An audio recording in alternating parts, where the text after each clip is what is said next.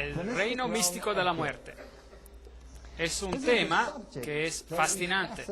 Usted sabe que yo soy un científico y cuando se discute sobre este problema de la muerte, entonces uno se cuestiona sobre qué es la muerte. Y la única definición que usted puede encontrar para la muerte es una definición negativa. La muerte es lo opuesto de la vida. ¿Y qué es la vida? La vida es algo que no está muerto. Eso es todo. Usted realmente no puede explicar la diferencia. Si usted observa las células, y una que está viva y la otra célula que simplemente se acaba de morir, tienen exactamente la misma base química, tienen exactamente las mismas enzimas, tienen todo exactamente idéntico, salvo por una cosa pequeña, y eso es que una de ellas está muerta. Y lo que esa diferencia es algo que ningún científico ha podido alguna vez explicar. Ha sido posible congelar a la vida y reactivar esa vida, pero nunca ha sido posible hacer que la muerte regrese a la vida. Porque cuando la vida se ha ido, todo se acabó. Leemos de la Reina Valera Antigua: y formó pues Jehová Dios al hombre del polvo de la tierra, y alentó en su nariz soplo de vida, y recibió el hombre una alma viviente. Génesis 2, 7. ¿Es esto lo que dice allí? No, no dice eso. Dice, y fue el hombre en alma viviente. Así que, en otras palabras, si miramos a este texto, vemos que tiene dos componentes. Había polvo de la tierra, esa es la materia, la sustancia material, la cual en sí misma no tiene vida. Y entonces él respiró, alentó en su nariz el soplo de vida. Él le dio vida. Él le dio aquello que hizo de lo que no era vivo, vivo. Y después se lo llama un alma viviente. En otras palabras, la combinación del polvo de la tierra más el soplo de vida es igual a un alma viviente. Esa es la fórmula para la vida. Ahora, ¿este soplo de vida representa acaso una entidad viviente por sí misma?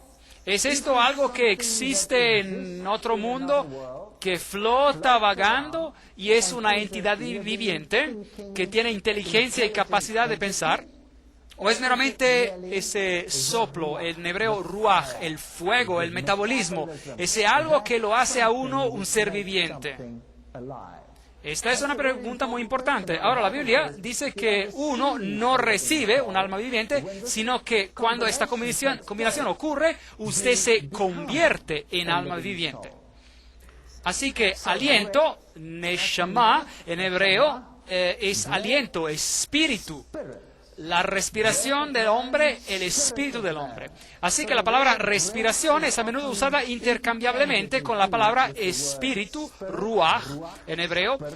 Así que este aliento es algo que hace de un ser viviente. Ahora, si usted piensa sobre esto en términos científicos, el aliento es el intercambio de oxígeno. Y a este intercambio de oxígeno la ciencia le llama el metabolismo. Así que una célula viviente difiere de una que no está viva en que la viviente tiene metabolismo.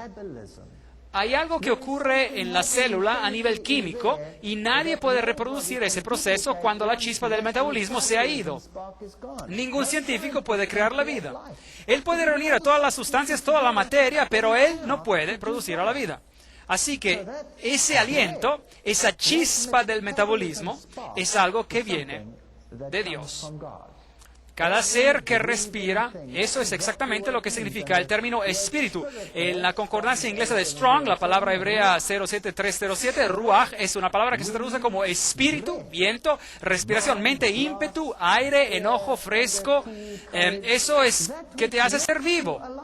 Eso es metabolismo, este ruaj, este espíritu, esta respiración, este viento. Así que ¿Es este viento una entidad viviente?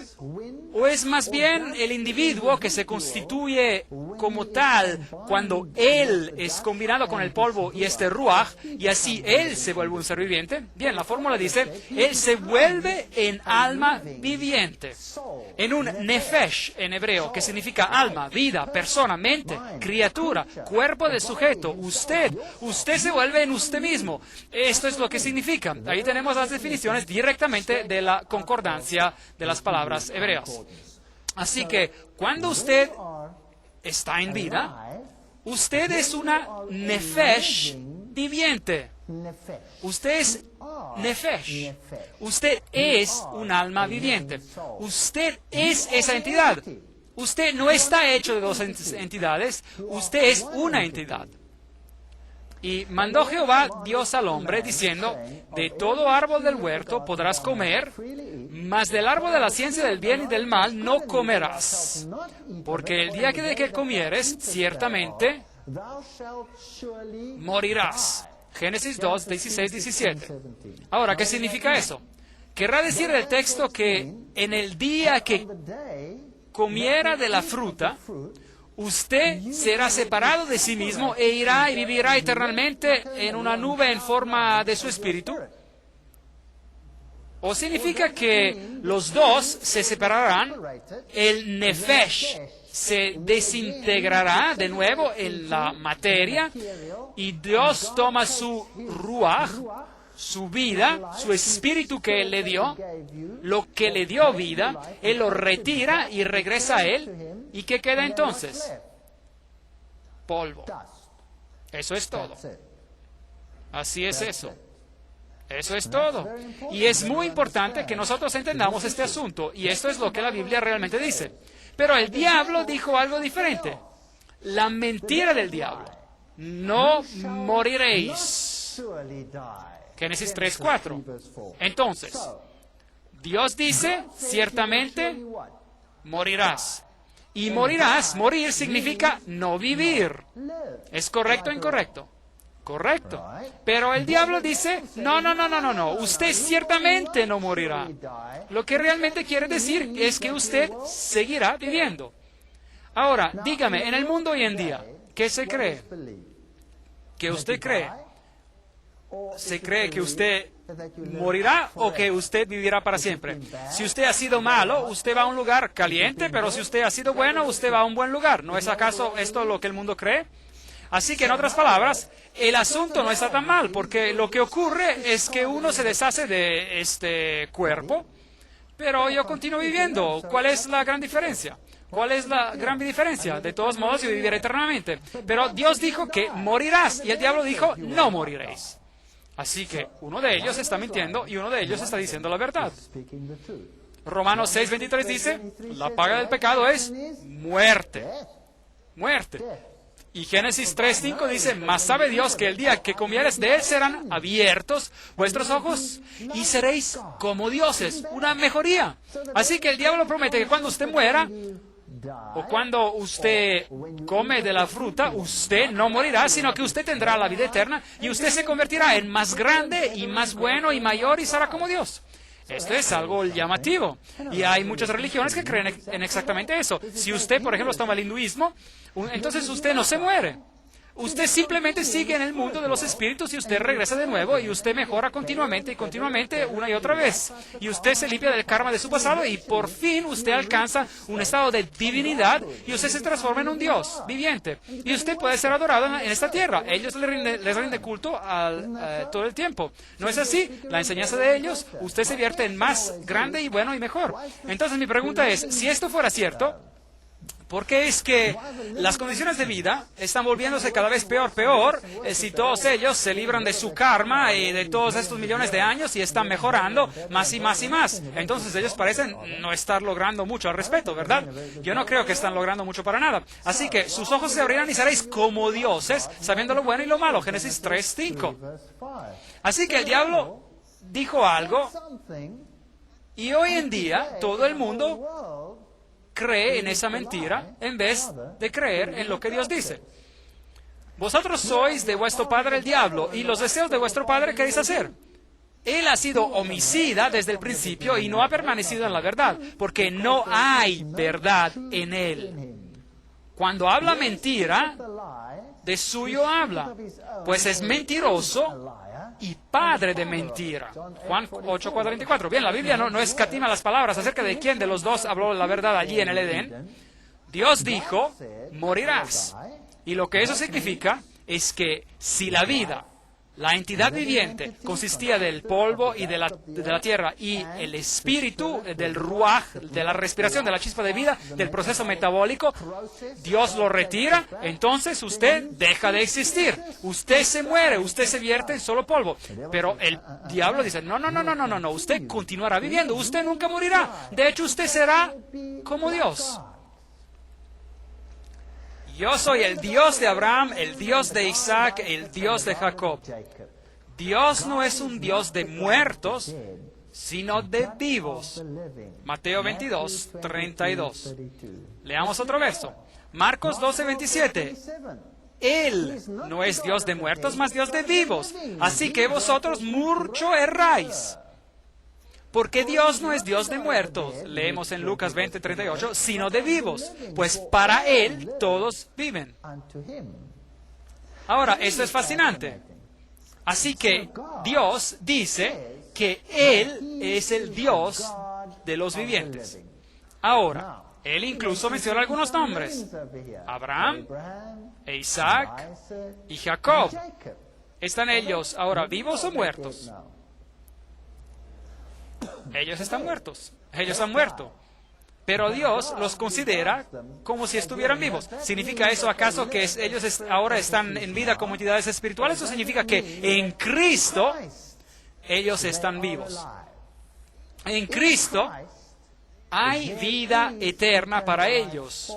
Pero la pregunta que surge es, ¿cuándo les será dada esa vida eterna? Y la respuesta que se nos da repetidamente en la Biblia es a la resurrección. La Biblia enseña la muerte, pero si usted está en Cristo, usted tiene la resurrección a la vida eterna. Los otros sistemas enseñan que cuando usted muere, usted recibe la vida instantáneamente y usted continúa como un espíritu. Y usted vive eternamente como un espíritu. Pero entonces algunos enseñan que cuando usted resucita, que el espíritu tiene que regresar al cuerpo, así que tiene que bajar y luego él tiene que levantarse otra vez como un cuerpo. Entonces, ¿cómo vivirán ellos en el futuro? Como un cuerpo nuevamente y mientras tanto viven como un espíritu, pero ellos nunca mueren. Esto no es consistente con la enseñanza bíblica. Pero el punto importante es que Dios no considera a aquellos que han muerto en Cristo como si estuvieran muertos. Él los considera como si estuvieran vivos, porque en Él ellos tienen vida. Ahora, Osiris, el dios de los muertos. Osiris era adorado no como el dios de los vivos, sino como el dios de los muertos. De hecho, lo más grandioso que le podía ocurrir a alguien era morirse. Porque cuando uno estaba muerto, se reunía con Osiris. Y Osiris era el que le daba a uno bienaventuranza eterna. Así que Osiris era el dios de los muertos. Y opuesto a Jesucristo, que es el dios de los vivos. A Tutmosis el tercero se le atribuye el libro La Guía al Mundo de las Tinieblas, el Amduat. Y él fue él que escribió el sistema sobre el cual está basada la fe gnóstica. Todo el culto a Osiris, del cual hablamos anoche, está basado en parte sobre el dios de los muertos. Así que usted tenía dos dioses en los tiempos antiguos. Jehová, el Dios de los vivos, Jesucristo, que significa Jehová el Salvador, y Él es el Dios de los vivos. Y usted solo puede tener vida en Cristo, porque solo en Cristo y en nadie más hay vida. Pero Osiris era el Dios de los muertos. Así que el Dios de los muertos realmente era un Dios que se concentraba en la muerte en lugar de la vida. Y la veneración de los muertos era un sistema atribuido a Osiris. Así que en este sistema religioso usted tenía varias deidades y Osiris era el que lo pesaba a uno en las balanzas para ver si una persona se hallaba falta. Y él también es el que es juez. Ahora, en el sistema bíblico, ¿quién es el que es el juez? Todo juicio fue dado ¿a quién? Se le dio a Jesús. Jesús es el juez. Él es el Dios de los vivos. Así que Jesús dice, si usted está en mí, usted no tiene nada que temer. Yo soy el juez, yo soy el abogado, todo está centrado en mí. Osiris es el que pesa sus obras y ve si es que sus obras son buenas obras y sobrepasan sus obras malas. Y si sus obras buenas sobrepasan a sus malas obras, entonces usted va a un buen lugar. Y si sus obras malas pesaran más que sus obras buenas, entonces es que usted iría al lugar malo. Así que la enseñanza de un lugar malo en el más allá y de un lugar bueno en el más allá está basada en el culto de Osiris. Y tenemos que comparar los dos muy, muy cuidadosamente. Así se enseñaba que Anubis, por ejemplo, este dios con cabeza parecida a la de un perro, es otra forma de Osiris, el dios de los muertos. Y cuando usted moría, él era quien lo tomaba y lo llevaba a través de los procesos que ocurrían al otro lado. Así que cuando el faraón moría, su clan entero era muerto, todo su personal tenía que morir con él, y ellos probablemente morían bastante alegres porque se irían al más allá y le servirían en un puesto mucho más exaltado que el que habían tenido anteriormente.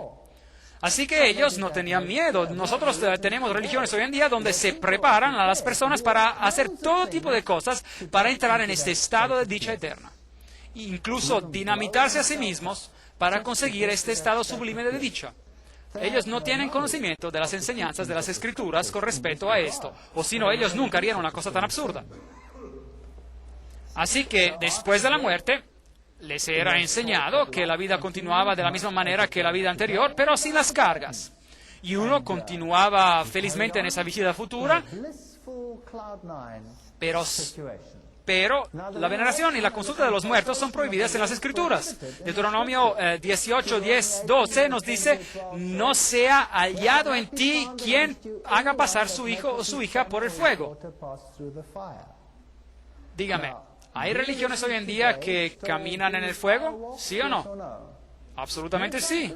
Simplemente vaya al Oriente. ¿Y qué hay con respecto de nuestras religiones en nuestro mundo, en nuestra sociedad occidental?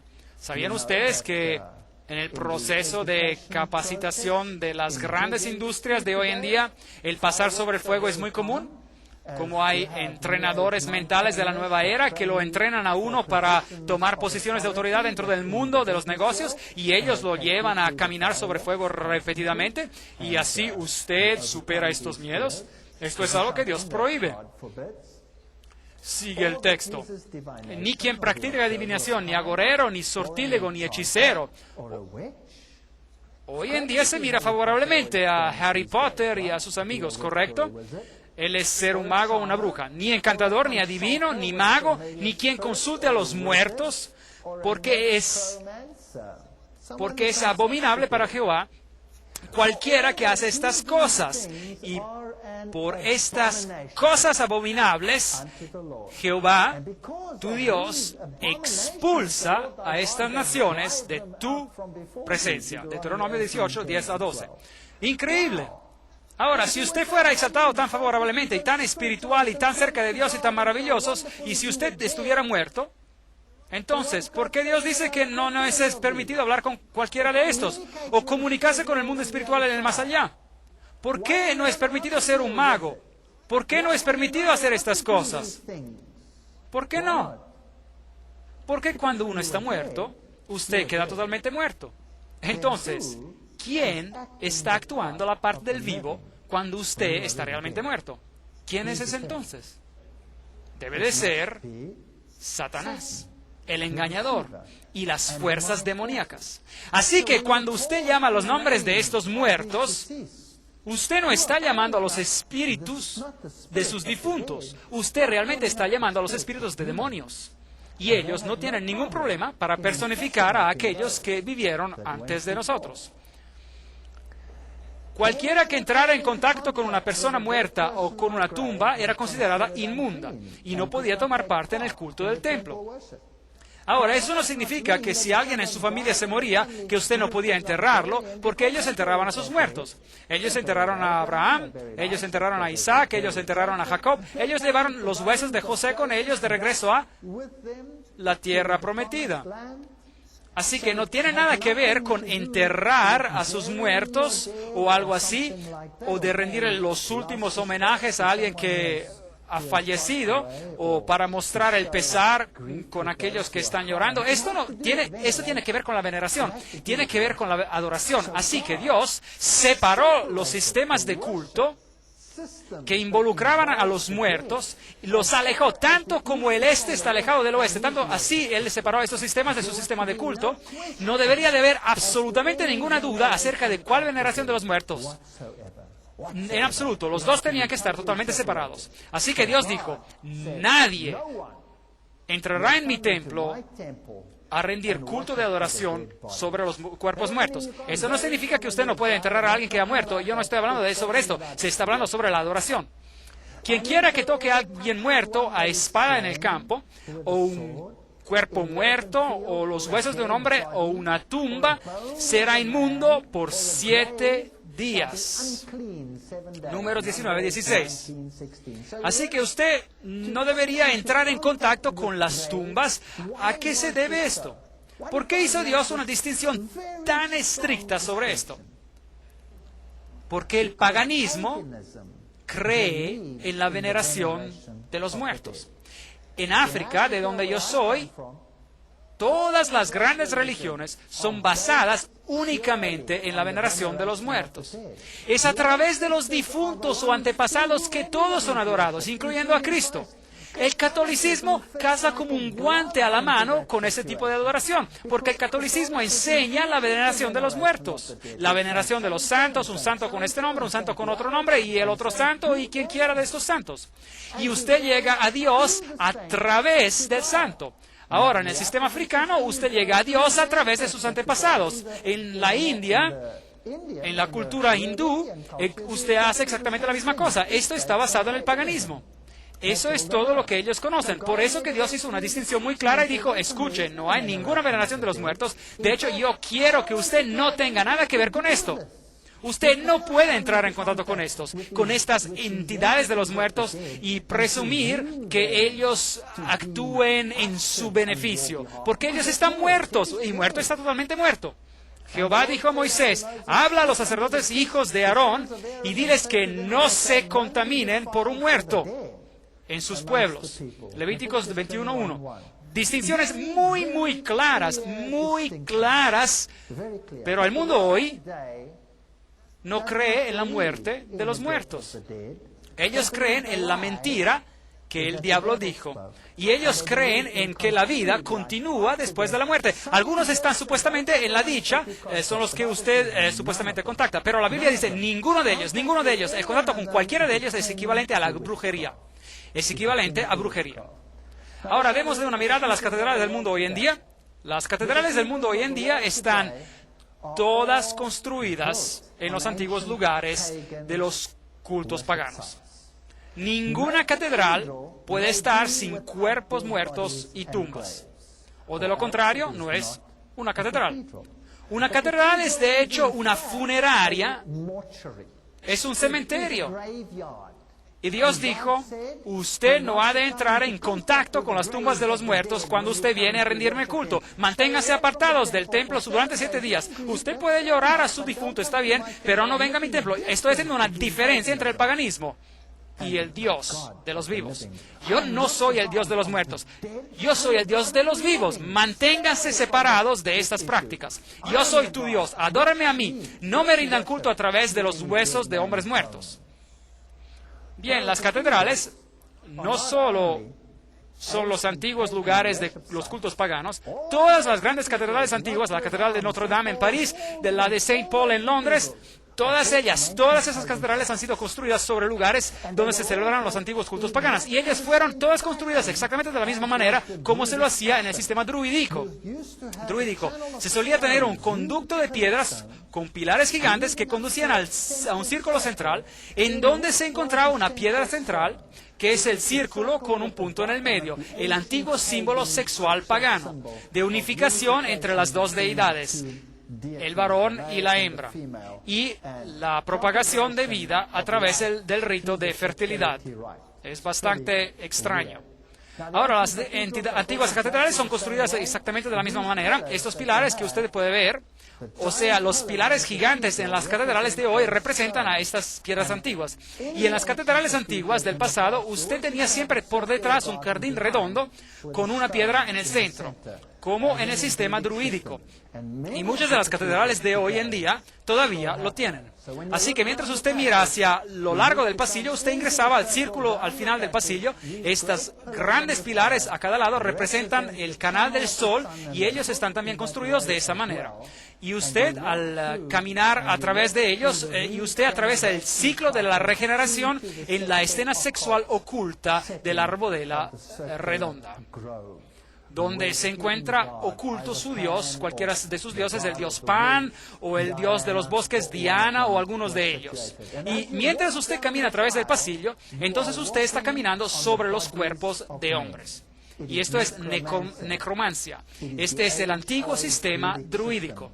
De hecho, no se permite decir una misa en cualquier iglesia de estos sistemas religiosos sin que allí esté un hueso de algún santo muerto bajo del altar. Usted tiene que tener el hueso, porque solo a través de los huesos de los hombres muertos, o una porción de ellos, cualquiera sea la parte, usted puede llegar a Dios. Increíble. Eso es a lo que Dios prohibió estrictamente. Y es una práctica generalizada hoy en día. Así que en el sistema druídico es esto lo que usted tenía. Allí usted tenía el círculo, aquí lo ve en Stonehenge, en Inglaterra, el círculo definido por las piedras, y en los tiempos pasados allí estaba el canal con piedras a ambos lados, y entonces ellos lo cubrieron a los dos lados, y ellos pusieron la construcción puntiaguda en el frente, y esa era entonces la catedral. Está construida y basada en el culto druídico que rendía adoración a los antepasados de los muertos. Estos son los druidas modernos de hoy en día, y usted verá que ellos se visten de manera muy similar a las monjas. Interesante. Bien, aquí está una de las grandes catedrales en Europa, y usted verá allí que hay uno de los jardines circulares. Este hoy en día está ubicado a un lado, y en él, cuando usted camina sobre él, encontrará las tumbas y encontrará los lugares antiguos de adoración pagana. En las catedrales usted tendrá numerosos cuerpos de quien quiera que sea, de reyes y reinas y personas muertas y santos y de cualquiera en general, en cuanto haya muchos cuerpos, pero principalmente personas importantes. Así que aquí en estas catedrales usted encontrará todos estos cementerios, algo que Dios prohibió estrictamente. Aquí usted tiene las varias tumbas. Esta es el rey Eduardo en su sepelio oficial. Noten la decoración de los conos de pino y todos estos otros símbolos que se usan en el paganismo. Este en particular aquí es el hueso de un santo.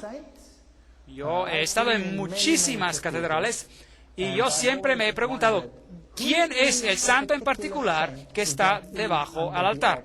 Porque en el altar, donde se dice la misa, es donde se encuentran las estructuras de hueso en particular. Así que, por ejemplo, este que tenemos aquí proviene de la catedral en Londres, Inglaterra, donde debajo del altar, en el sótano, usted encontrará estas tumbas y reliquias. Y si usted alguna vez tiene la oportunidad, entonces entre en los sótanos y véalo por usted mismo. Usted los encontrará allí. No hay ni una iglesia católica romana o una iglesia anglicana o alguna de las iglesias paganizadas donde usted no encontrará estos huesos. Y los ponen en lugares prominentes. Al entrar en las iglesias, aquí en esta catedral católica romana hay una tumba gigante. Mire ahí, usted camina a un cementerio. Algo que Dios dijo que usted nunca debe hacer. Aquí está una catedral interesante que yo encontré en Alemania. A propósito, ella tiene el símbolo del Dios Sol ahí. Allí está el altar. Ya sea en el altar o directamente debajo del altar habrá una tumba. Ahora, normalmente usted no lo ve desde adentro de la iglesia. Usted tiene que buscar por afuera de la iglesia, buscar por otra entrada o una entrada lateral en alguna parte. Pero en esta catedral en particular, la entrada estaba adentro de la iglesia, la que conduce al sótano donde usted puede ir, y debajo del altar, y claro, allí tiene que haber una tumba, o de otra manera usted no podría decir la misa, porque es la veneración de los muertos. Y yo bajé allí y usé mi cámara a través del lugar solo para mostrarles que allí está la tumba. Y el altar está allí, encima de la tumba. Ese es culto de los muertos. Algunas tumbas destacadas, esta se encuentra en las catedrales de Londres y en cualquier parte de Europa, y donde usted vaya, y cuando usted camina por los pasillos de estas catedrales, encontrará que está caminando sobre los huesos de hombres muertos. Pero todos estos lugares, por todos estos lugares, y este es John Gent, y él se murió en el 13 de agosto del 1767, y usted encontrará otros allí. Ahora, en ese sistema, el dios de los muertos era el dios Seb en el sistema egipcio, y después él se volvió en Saturno, el dios Saturno. Y el símbolo de Saturno era la calavera, que tiene dos huesos cruzados, que también es, por supuesto, el símbolo que usan los piratas, y ese es el símbolo del Dios de los muertos. Pero ese no es el símbolo de Jesucristo. Esta es una catedral católica romana en Europa. Y allí en la cima usted tiene el Fénix. Ese es el símbolo de Lucifer. No es un símbolo de Jesucristo. Y ahí usted tiene a Anubis. Ellos no lo esconden, ni siquiera. Anubis es el dios de los muertos, el dios de los egipcios muertos. Así que elija usted, ¿estamos sirviendo al Dios de los muertos o estamos sirviendo al Dios de los vivos? Solo podemos servir a uno o al otro. Ahora, ¿qué hay sobre el catolicismo en general? El Papa entre nosotros. La beatificación del padre José Gerhard. Este es un ejemplo moderno de hoy en día de cómo un ser humano se beatifica, declarado ser santo, y usted se sorprenderá de quién se declara ser un santo.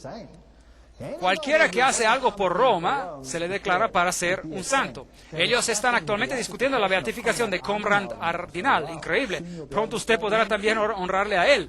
Bien, de cualquier manera, de nuevo aquí está el símbolo del sol delante de él. Y en el catolicismo la veneración de los muertos es muy, muy prominente. Por eso las religiones paganas antiguas se asocian tan prontamente con el catolicismo. En este monasterio en particular, aquí están los huesos y los esqueletos de todos los monjes que han vivido alguna vez a lo largo de las eras del catolicismo en este monasterio en particular. Aquí, cuando usted moría, usted no era enterrado, usted era puesto al lado por un tiempo hasta que se lo limpiara, y entonces usted se volvía parte de la decoración. Y cuando usted entra en este lugar, ellos afirman que usted puede beneficiar de las obras justas de ellos. Porque en sus vidas estos monjes hicieron más obras justas de las que ellos necesitaban para ir al cielo. Por lo tanto, se tiene un excedente de justicia. Es una especie de lavatorio donde usted puede tomar un poco de esa justicia para cubrir su falta de justicia. Y yo no estoy haciendo un chiste, esta es doctrina católica. Yo lo sé porque yo era un católico. Aquí usted lo tiene. Tome algo de esta justicia, atraviese el lugar y ore a los muertos. Aquí están todos los huesos y los cráneos parados allí en Ger-Capucci, en Roma. Bien, este es un artículo que dice, trayendo a los antepasados a misa, donde los sacerdotes declaran que están cansados de ser la oveja negra de la familia clerical y quieren que los rituales africanos sean incluidos en sus servicios. Bien, eso es lo que está pasando alrededor de todo el mundo y en África en particular. Y las antiguas formas ancestrales de oración están bien en vida y regresando a ser practicadas así como lo eran en el principio. Así que usted puede orar a estos santos, usted puede pedirles a ellos que hagan meditación para usted y también puede pedir prestado del excedente de justicia de ellos para completar la suya. Y Jesucristo, que es el único mediador y salvador del hombre, está siendo marginalizado. Usted nunca habla directamente con él. Usted tiene que tener una dieta especial por medio de los huesos de todos estos hombres muertos para poder llegar a él.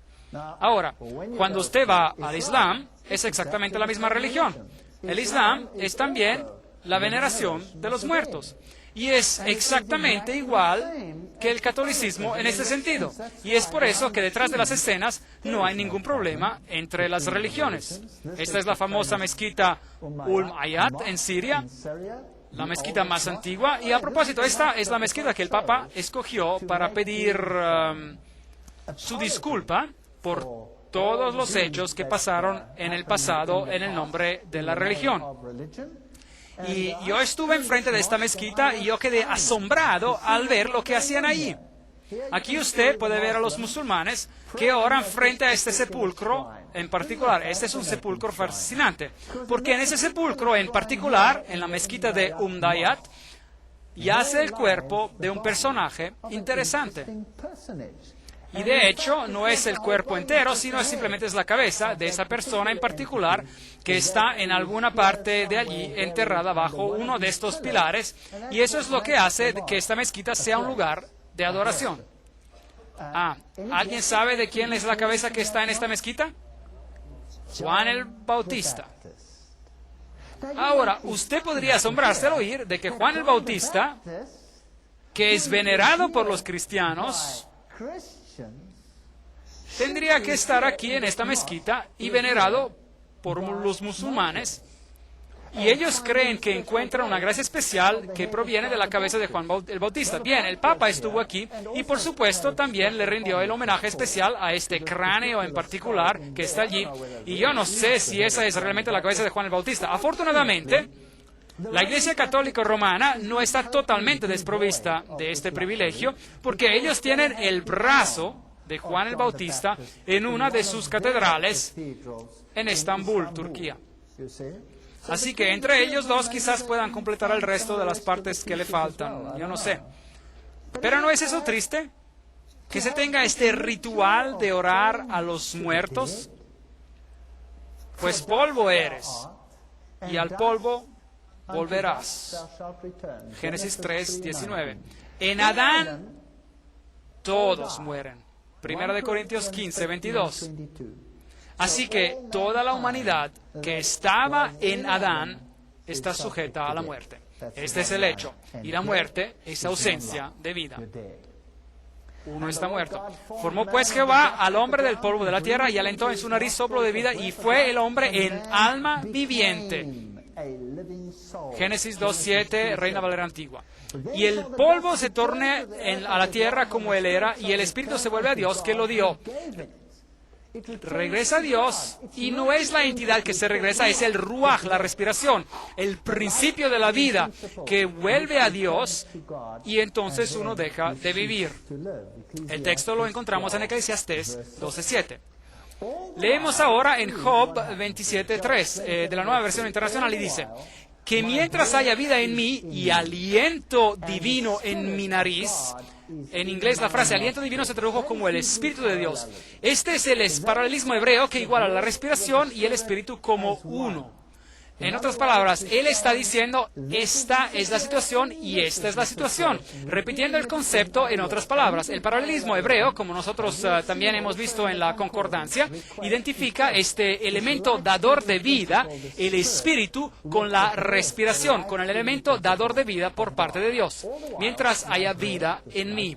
Este es el principio que da la vida. El hecho de que yo respiro significa que yo estoy vivo. Y el aliento divino en mi nariz, o espíritu divino en inglés, este aliento que está en mi nariz, y es por eso que yo estoy vivo. Y si Dios quitara este aliento fuera de mí, este elemento dador de vida, ¿qué me sucedería? Es la muerte. Yo muero. Escuchen esto. Ezequiel 18:4 dice, el alma, el nefesh en hebreo, el alma que peque, esa morirá. Así que las personas dicen, bueno, yo muero, pero mi alma permanece viva. No. El alma es la entidad que está viva.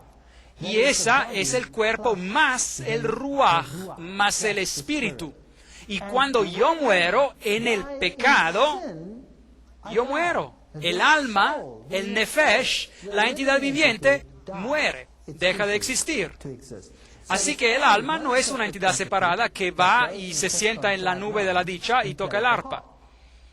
Y yo siempre pensé que eso iba a ser terriblemente aburrido, que un día cuando uno se muere se sienta sobre una nube y toca el arpa. Y cuando yo estuve durante algún tiempo completamente fuera de la iglesia y pasé por un periodo de ateísmo y luego volví a la iglesia nuevamente, Estos asuntos en aquel entonces siempre me fascinaron. En la versión King James de la Biblia en inglés se usa la palabra alma 1600 veces, pero ni una sola vez se usa el término el alma inmortal. No existe, no hay ninguna cosa tal. Solo Dios es inmortal. La Biblia declara que la muerte es un sueño unas 53 veces. Claro que usted está dormido cuando usted ha muerto en Cristo, porque Cristo es el Dios de los vivos. Así que cuando usted muere, la Biblia dice que si usted está en Cristo, es como si solamente estuviera dormido. Dios lo despertará al último día. El hombre, en cambio, veamos a ver qué pasa cuando uno muere. El hombre, en cambio, muere y pierde su fuerza. Exhala el último suspiro, el ruaj, el aliento, y deja de existir. Job 14:10. Nueva versión internacional. El hombre expira. ¿Y dónde está? Es el mismo texto, pero en la Biblia de las Américas. Y el hombre expira. ¿Y dónde está?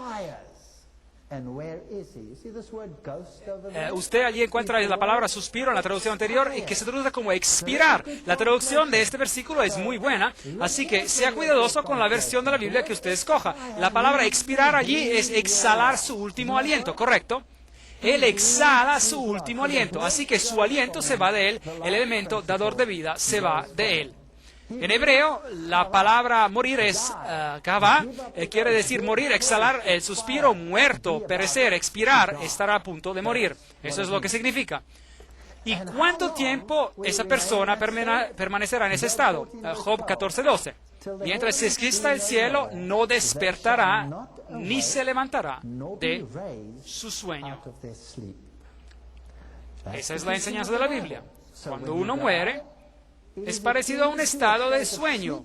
¿Por cuánto tiempo? Hasta que los cielos dejen de existir. Y a propósito, ¿cuándo sucederá eso? La Biblia dice que cuando Cristo vuelva, los cielos se enrollarán como un pergamino. Así que al regreso de Cristo, hay un despertar de este sueño. Así que usted muere, usted no sabe nada, usted duerme hasta el día de la resurrección. No despertará ni se levantará de su sueño.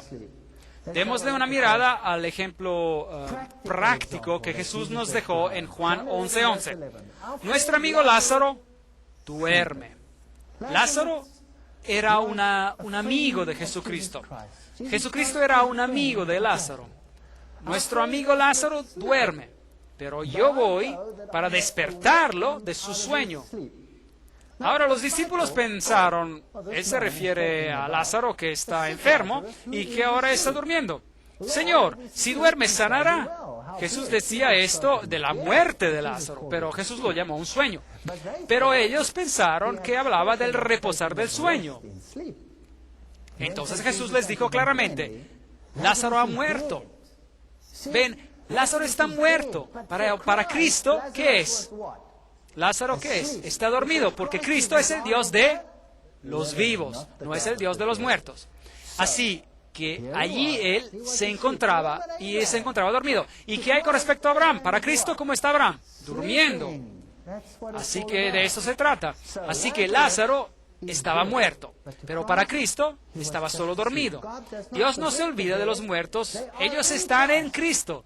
Él los tiene en su disco duro, por así decir. Él tiene el registro completo de tu persona como usted era, y cuando Él dice restaurar, perfecto, usted estará exactamente como usted era. Y aún mejor.